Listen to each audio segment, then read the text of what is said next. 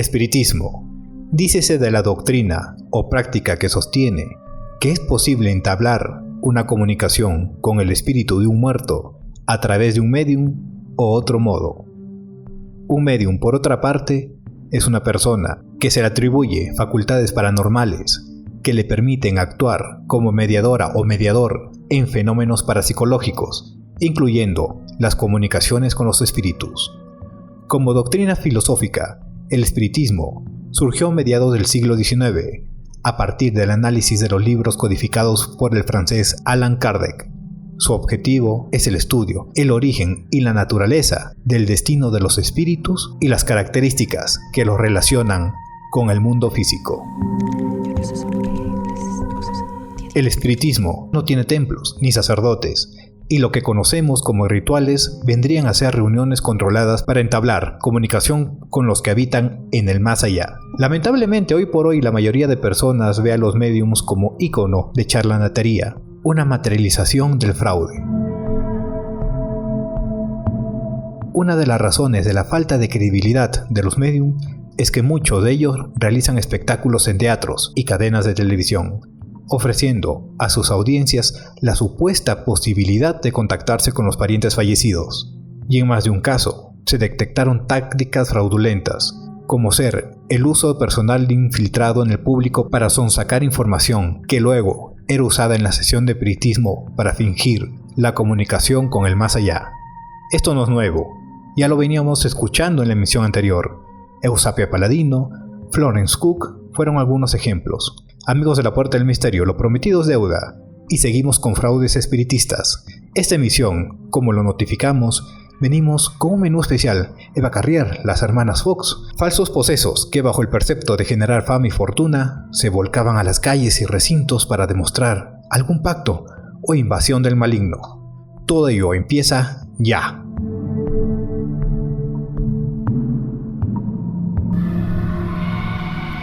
Yo perdí el alma de un chiquillo.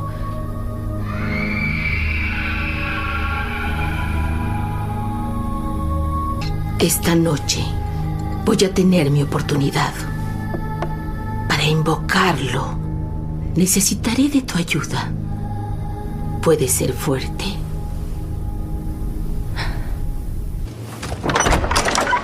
Mi finado esposo Sándor también era médium. Eligió construir la casa en este sitio porque sintió que ciertas fuerzas trabajaban aquí. En este lugar hay una particular confluencia de energías que permiten tener los portales abiertos por los cuales nosotros vamos a pasar. Y puede de esa forma descubrir el punto exacto que nos llevará hasta ellos. Pero también por los cuales ellos podrán pasar a nuestro mundo. De manera que hay un inminente riesgo. Hola amigos de la Puerta del Misterio, estamos en una nueva emisión. Hola André, ¿qué tal? Nuevamente estamos con este tema, fraudes espiritistas. Buenas noches Alejandro, buenas noches a todo el público de la Puerta del Misterio. Sí, bueno, la segunda parte nos quedó un poco corto, ¿no? El episodio pasado, así que vamos a realizar muchos más casos, lo relacionado a espiritismo. Y por qué no hablarlo así, o sea, hemos venido tocando el tema de falsos espiritistas y personas que sí tienen ese talento para contactarse, ¿no? Claro, ojo que también decimos como que hay falsos espiritistas y pudieron haber sido las primeras personas que nosotros llamamos en la actualidad como ilusionistas, ¿ya? Pero también sabemos y lo creemos de por sí acá en la Puerta del Misterio que en este mundo hay de todo, como ya lo habíamos dicho, y por ende también hay gente que tiene ese don de contactar con el más allá, ese don de generar ese ectoplasma. Muchas veces en la antigüedad, en el siglo XVIII, en el siglo XIX, buscados por esos científicos. ¿Y por qué no? Y se nos genera una pregunta, una duda. ¿Por qué los científicos, por qué gente letrada de la época se empecinaba tanto en tener alguna muestra de ese ectoplasma? ¿Qué generaba en esa época? ¿Por qué estos agentes de ciencia querían recolectar, querían fotografiar, querían ser partícipes, querían ser videntes de lo que llamamos el ectoplasma? Ahora, no olvidemos que, bueno, muchas personas han tratado pues de comunicarse con sus muertos desde la antigüedad, ¿no? Y bueno, ya un poco más hablando de la actualidad, pues por ahí también se hablaba en los años 70 que ya se vendía pues un tablero de la Ouija como un juego, como si fuera un monopolio, ¿no? No olvidar también de personas que ya trabajaban con el magnetófono, ¿no? Para captar voces y sonidos de los muertos, ¿no? Que esto fue también publicado y muchas veces cuestionado por la ciencia, ¿no? Todas estas prácticas han sido cuestionadas por la ciencia o denominadas, mejor dicho, como pseudociencias, ¿no? Y vienes diciendo una palabra precisa, que es el escuchar. Para descubrir esas historias, como describe el audio anteriormente expuesto, esos riesgos que muchas veces, generados por fotografías, ilusiones, ayudantes, debemos y estamos obligados a ir a donde todo empezó. Viajemos en tiempo y espacio exactamente al año 1848, a la aldea de Hightsville, localizada en el condado de Wayne, en el estado de Nueva York, distante a 30 kilómetros de la ciudad de Rochester. Era un pequeño aglomerado de casas de madera, y quedémonos con este dato, casas de madera, con una población de agricultores. Los jefes de familia, John y Margaret Fox, residían junto a sus 3 pequeñas niñas, denominadas hasta la actualidad madres del espiritismo moderno. Sus nombres eran Margaret, Catherine y Leah.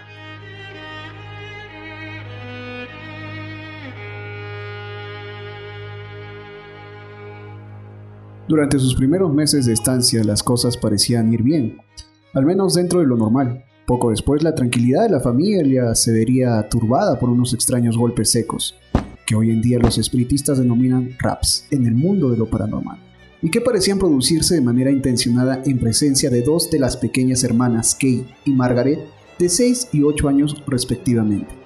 Poco después las hermanas aseguraban que dichos golpes, voces que ya empezaban a manifestarse en los ambientes de la casa, y solo según ellas, sombras deambulantes eran provocadas por una entidad que ellas mismas bautizaron como el Señor Pezuñas. Aseguraban que el Señor Pezuñas era un mercader, un ambulante, un buhonero que había sido asesinado y abandonado en pisos inferiores de su propiedad.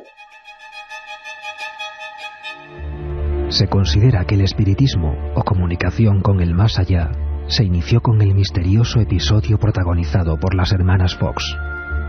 3 hermanas, Margaret, Catherine y Katy, escuchaban en su casa extraños golpes, ruidos de cadenas y una respiración que avanzaba por la escalera.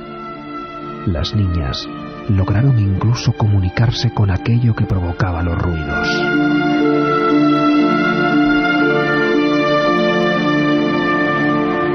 Supieron que los sonidos los efectuaba un buhonero que había sido asesinado y enterrado en algún lugar de la casa.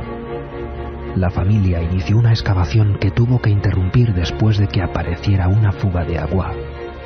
Años más tarde, un corrimiento de tierras dejó al descubierto un cadáver. La policía realizó las investigaciones oportunas y comprobó que el cuerpo pertenecía efectivamente al de un buhonero desaparecido antes de que los Fox compraran la casa.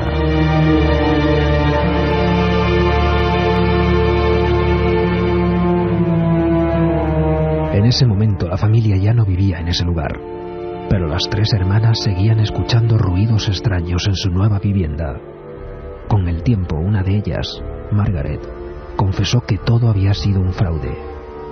A muchos les convenció la explicación, pero otros siguieron confiando en la veracidad de lo ocurrido en aquella casa de Hightsville, en Nueva York.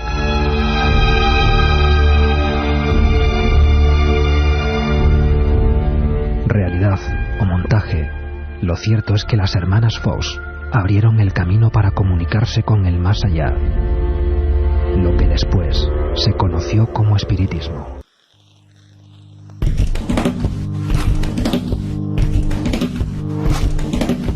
Sea como fuese, la inquietud llegaba a la casa de los Fox. El rumor estaba allí esparcido y obligaba a los padres a ocultar a sus 2 hijas más involucradas, Kate y Margaret. Ante esto, la madre decide hacer por cuenta propia un experimento con sus hijas. Se acerca a la habitación de las menores y juega con ellas y el presunto señor Pezuñas. La madre le pregunta a sus menores hijas si pueden hablar con aquella entidad. Las niñas casi al unísono le responden con un no, que solo hablan con ellas. Margaret Fox, madre del hogar, accede a que las niñas funjan de medium y empiece el juego. La intranquilidad de la madre se convertiría en miedo al ver a su hija Margaret exclamar: tú, patas de cabra, haz lo que yo hago. A continuación, se escucharon extraños golpes o raps, después de cada chasquido de dedos que efectuaba la niña, como si la acompañara, como si esa entidad gozara de inteligencia vil y se le siguiera el juego macabro. Ante esto, la madre decidió poner a prueba el fenómeno, pidiendo a aquel ente que le dijera las edades de sus hijas, y escuchó 3 series de golpes. Primero 8, los de Maggie, luego 7, los recién cumplidos por Katy, y un 3. ¿Un 3? La señora Fox quedó completamente convencida del fenómeno, ya que una hija suya había muerto al cumplir los 3 meses en su vientre hace poco. Unos días después, nuevamente en el juego con las niñas y sacudiéndose el miedo, preguntó a aquel ser si era un ente vivo, a lo que no obtuvo respuesta alguna. No contenta, la madre de familia exclama a los vientos: si eres un espíritu, da 2 golpes. La respuesta, como ustedes lo esperan, fue positiva e inmediata. Con esta nueva experiencia, las hermanas Fox desarrollaban en primera instancia un código de comunicación: un golpe para afirmar una pregunta y 2 para negarla. Ya pasado algún tiempo, idearon y pusieron un nuevo lenguaje, el cual era asignar cierto número de golpes para cada letra del abecedario. De esa manera supieron el nombre del ente, el nombre del mercader o como lo quieran denominar. Ese supuesto ser espectral tenía nombre y apellido: Charles Rosma, y que su cadáver había sido enterrado en el sótano de la propiedad. Según las chicas, los golpes afirmaban que ellas habían sido elegidas para convencer al mundo de que había una vida después de la muerte. En pocos días, los sonidos cesaron, pero los objetos, en ocasiones incluso muebles, comenzaron a moverse. Las chicas fueron dispersadas hacia distintas casas de familiares y amigos, pero los fenómenos paranormales parecían seguir allí, donde se establecían. Todos los anfitriones declararon escuchar voces pavorosas y sonidos que en nada se parecían a las modulaciones de la voz humana. Las hermanas Fox adquirieron popularidad cuando realizaron una serie de sesiones espiritistas en Nueva York en 1850. Esto trajo un número extraordinario de personalidades destacadas del arte y la política. Naturalmente, esta popularidad también trajo críticos, como Charles Grafton Page, un abogado con una larga trayectoria desenmascarando fraudes sobrenaturales. En su libro de 1853, Psicomancia, Page denuncia que los sonidos extraños provenían de una región inaccesible a la vista, justo debajo de las faldas de las muchachas. Pasaban los años, las sesiones espiritistas de las hermanas Fox se fueron transformando en más eventos sociales frívolos que en verdaderos intentos de comunicación con el más allá. La crítica se volvió despiadada, pero las muchachas habían ganado ya mucho dinero que constantemente era gastado en licor.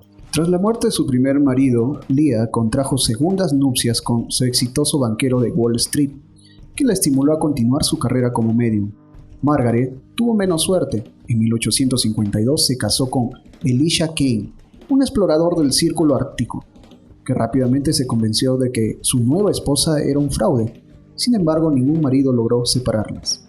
Ya a estas alturas ya había nuevamente 2 posturas, una respaldándolas y otra que aseguraba que era un burdo fraude.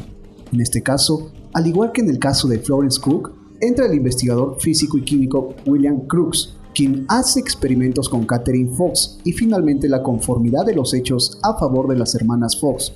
Su veredicto el siguiente: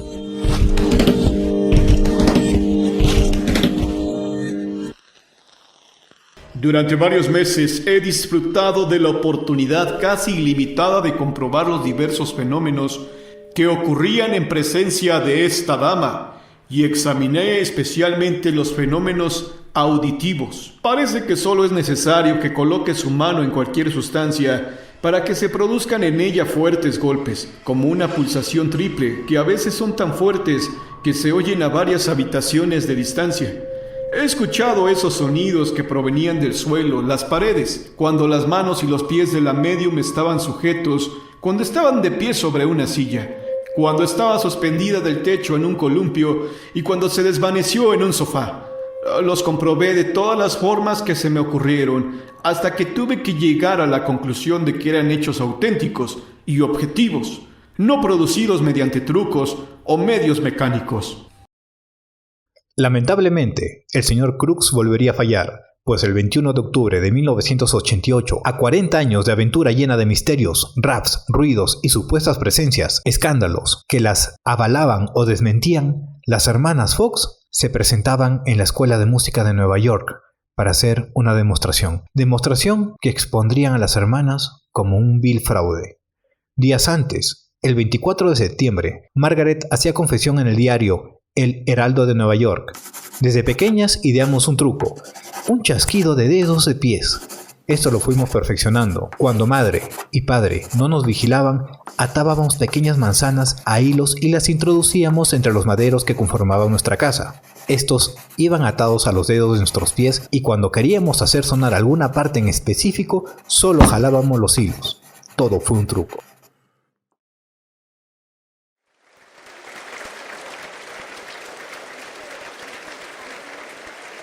Pero la noche del 21 de octubre el espectáculo fue inolvidable. Margaret se presentaba en aquel auditorio perplejo, se paró sobre una mesa de pino únicamente calzando sus medias y lo imposible se produjo. Se vio el ágil juego de dedos y los pies y el sonido. Tras ella, su hermana, Catherine, aplaudió y rió bruscamente exclamando: todo fue un engaño. El espiritismo es un engaño. Los asistentes no salían de su asombro y varias bocas abiertas empezaron a exclamar abucheos.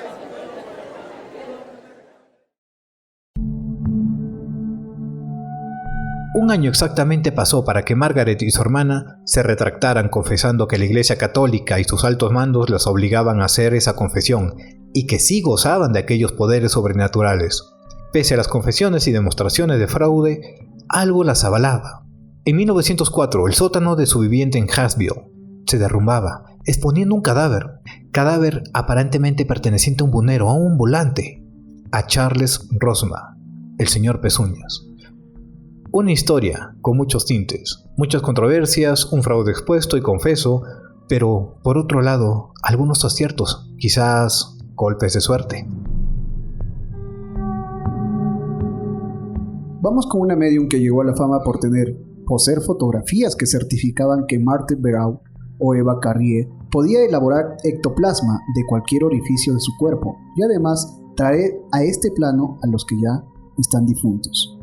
Toda esta historia empieza en 1902 en Francia, específicamente en Argelia francesa o la Argelia colonial, donde y nuevamente encontramos a este sector de la sociedad, hombres solventes económicamente, con mayordomos y altos estudios, quedan embobados frente a las demostraciones de una muchacha. Cánticos, manos tomadas sobre la mesa y la penumbra acompañaban el acto. Todas las miradas reposaban sobre ella. Todos esperaban que del cuerpo de la muchacha emerja aquel ectoplasma y poco a poco elaborarse la silueta de aquel sacerdote hindú, un brahman llamado Benboa. Para no variar entre los hombres, ahí presentamos como los generales, alcaldes, sacerdotes, abogados. Había también científicos que deseaban y no iban a dejar pasar la oportunidad de recoger evidencia. Cámara fotográfica ya armada esperaban por 1 hora aproximadamente, cuando de pronto, en una esquina donde había nada más que penumbra, empieza a materializarse algo que no podían describir. Aquello era alto, casi 1,80, y de pronto una barba tupida se dibujaba en lo que ahora ya reconocían como una cabeza.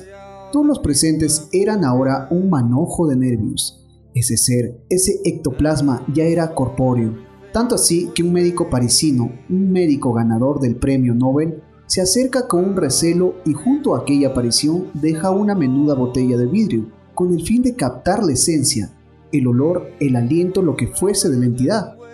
Lo logró, captó algún tipo de esencia, un aliento, y aquí, amigos, en donde puede acabar todo, un ente, un espíritu con aliento. Pero todos los hombres de ciencia y altos estudios estaban perplejos y aseguraban que aquella entidad provenía del mismísimo reino de los muertos. Esta entidad, llamada Benboa, siguió un ciclo de apariciones de 1 mes, y el médico francés Charles Richet Cree que es su oportunidad de estudiar el fenómeno más de cerca. Desea obtener una sola pieza del ente antes de su formación, en su estado ectoplásmico. No le avisa a nadie para no levantar polvo o generar imperfecciones en el momento de robarse el ectoplasma. En una de aquellas sesiones, Richet, armado con un recipiente, se acerca a la manifestación y palpa piel, músculo, hueso. Todo él se quedaba helado al sentir presencia humana. Dio un jalón. Tras unas cortinas negras sale Benboa, el Brahman, venido desde el mundo de los muertos, en ese preciso momento donde el griterío hace que se ilumine la sala. Y es en ese preciso momento que descubre que la entidad llamada Benboa no es más que Areski, el chofer de la familia Noel. Un disfraz bien elaborado, un papel estudiado y un increíble juego de sombras daban vida al enorme ente que sorprendía a los intelectuales y ahora avergonzados hombres de la época. Claro que la medium Marthe Veraut queda en ridículo y tuvieron que pasar 6 años para que todo o parte de ese amargo momento se vaya olvidando. Y volvería, pero ahora con el nombre de Eva Carrier. Ahora argumentaba que puede fotografiar el ectoplasma e invita a científicos para contarlo. La mujer frente a 16 científicos se desnudaba. Claro, escándalo para la época. Y se colocó en posición fetal enseñando su órgano reproductor de donde emerge ectoplasma, mientras ella lloraba supuestamente de dolor. Y este ectoplasma va tomando forma de brazos, piernas, el tronco, generando así un fantasma que ella misma había bautizado como Dorsmika, un ente perdido, atraído por el poder de la ahora llamada Eva Carrier. Los flashes no se hacen esperar. Por fin se fotografió a un espíritu, y gracias a esas fotografías, gracias a la imagen y al ojo de un observador, se ve imperfecciones que hacen investigar al aposento y descubrir un excelente acto de ilusión óptica generado por espuma, vómito humano, telones que escondía en las patas huecas de la silla, de donde las hacía salir y pasaba por detrás de la espalda.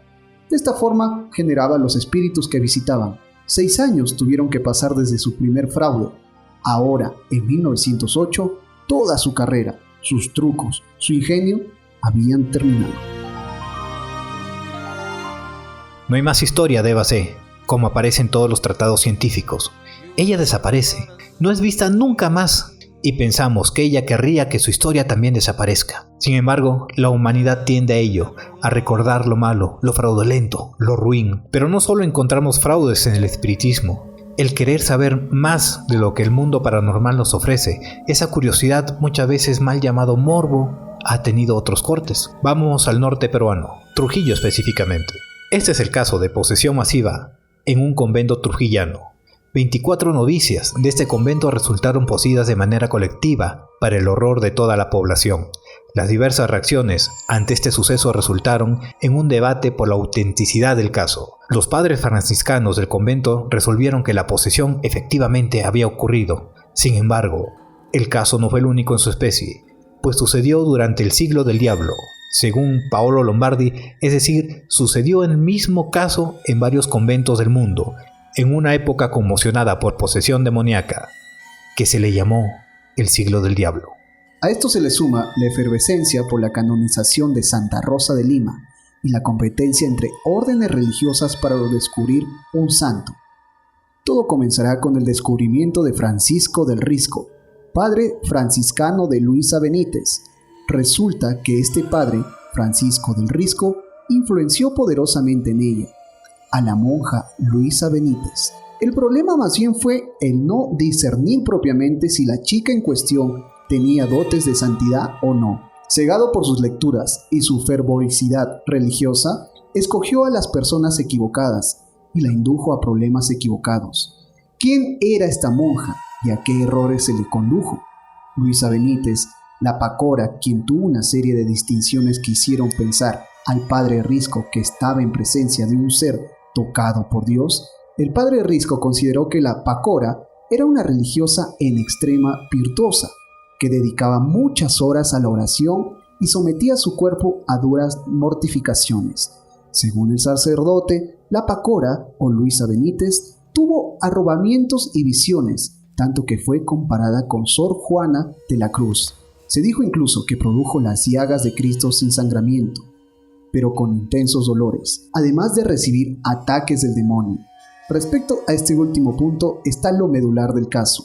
La monja contaba que recibía poderosos ataques del demonio, sobre todo referidos a la castidad, tener relaciones con el diablo en forma de un ser negro, hecho típico de la época. El padre Risco se convenció que dicha mujer estaba poseída y por eso la exorcizó en secreto.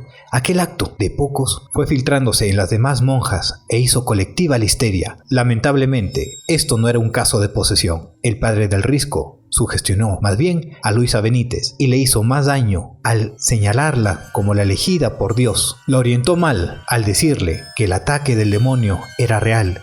Otra historia, igual de sorprendente, se producía durante el siglo XVIII. Se hablaba de una posesa simulada, una jovencita ayudada por su padre y desmentida por la iglesia. La historia de Martha Brussier, la posesa simulada.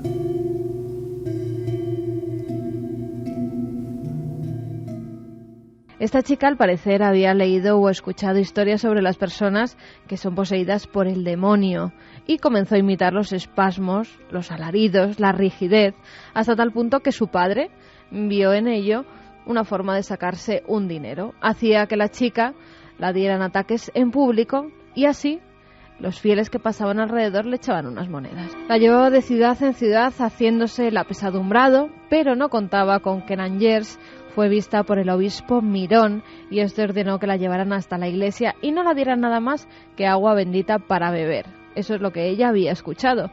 Cada vez que ingería este agua caía al suelo con fuertes espasmos mientras se retorcía y blasfemaba. El obispo entonces ordenó que le dieran agua sin bendecir y ella cayó en la trampa realizando los mismos movimientos. Después el religioso le dice que tiene una reliquia de la Vera Cruz en su mano, que sacará los demonios de su cuerpo, y ella, como si fuera una verdadera posesa, hace como si se quemara cuando la acercan esta.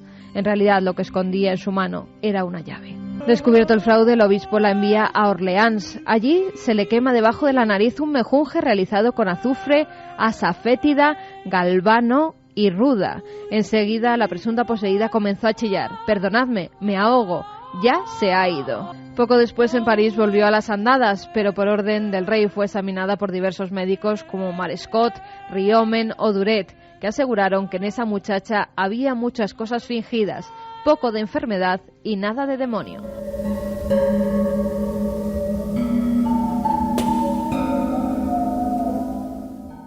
Otro caso de poseída fraudulenta que involucra a la iglesia desde adentro es el de una religiosa que juraba estar posesa.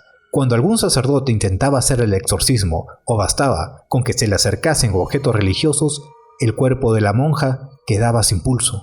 Un doctor de la Universidad Parisina de la Sorbona, el doctor Chaminard, fue enviado al convento para examinar a la monja, dándose cuenta que ésta tenía una cinta amarrada al brazo. Cuando se le acercaban, ella jalaba o soltaba dicha cinta, haciendo que la circulación, mientras era examinada, fluya o pare según la conveniencia.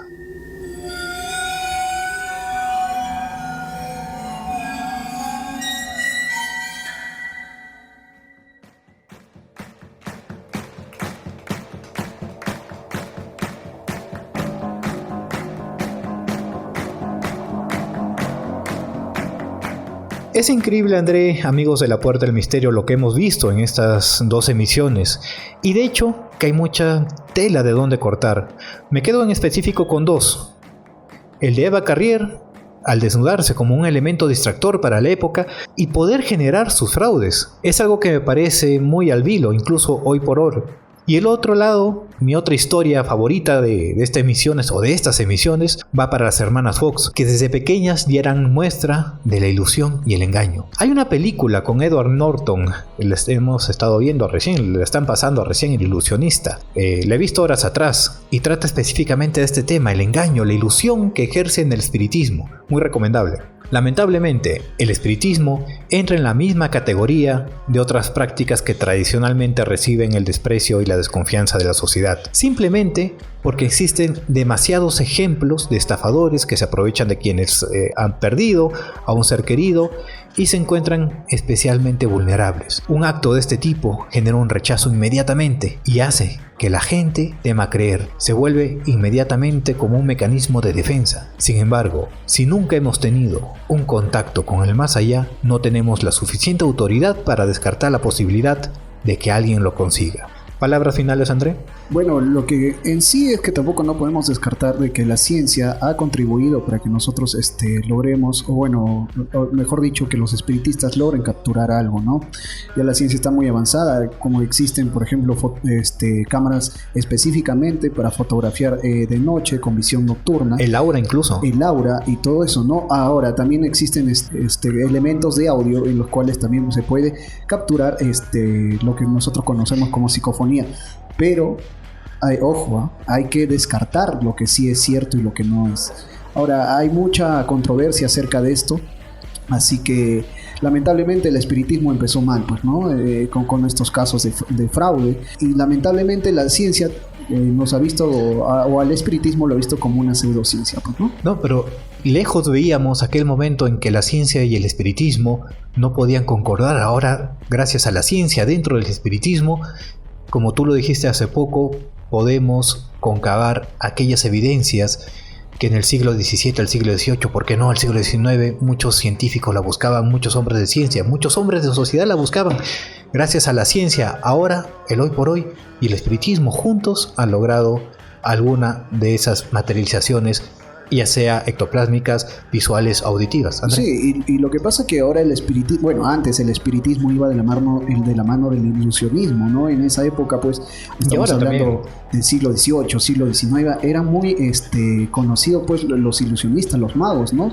Y también, pues, empezaban las cartomancias, los gitanos a salir, ¿no? Entonces, todas esas cosas involucraban, pues, y hacían dudar a la gente si realmente eran ciertas, ¿no? Lamentablemente, pues, se ha demostrado que estos casos, como las hermanas Fox, Eva Carrier, que son casos que ya han sido descartados, que eran realmente falsos, ¿no? Así que por eso te digo, ¿no? La ciencia ahora ha avanzado mucho y hay muchas formas, pues, de capturar imágenes de fantasmas, de voces y todo eso, y la ciencia ha contribuido también, como ya venías diciendo, con el tema paranormal, ¿no? Bien, amigos, hemos llegado a la parte final. Mi nombre es Alejandro Muñoz y mi nombre es André Collantes. Nos volveremos a encontrar en otra emisión, acá en La Puerta del Misterio, abriendo paso a lo desconocido.